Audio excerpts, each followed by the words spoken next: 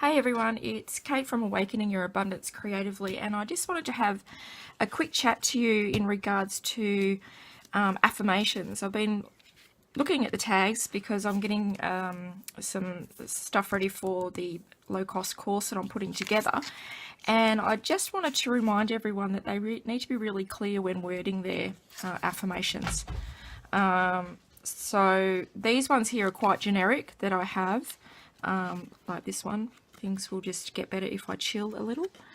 And bless your future with positivity. So they're quite general, but if you are wanting to, say, manifest extra money, be quite clear on the wording with that. Catherine Ponder put it perfectly in one of her lectures.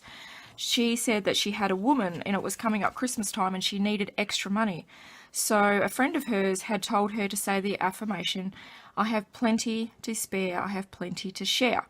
So she said that every day.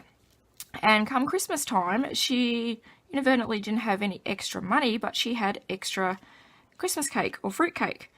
And it just goes to show that, you know, she wasn't specific in what she was wanting to have plenty of.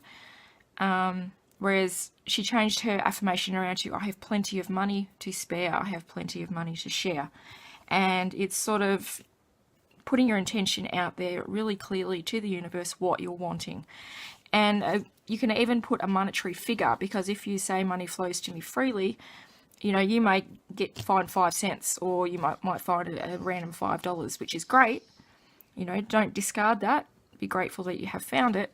But if you are wanting to manifest larger sums, put it out there. You know, I'm so grateful for this extra $100 that I have received.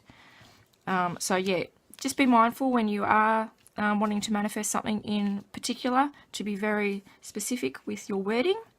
Otherwise, if you're a bit wishy-washy, you'll get wishy-washy results. Hope that helps. Bye.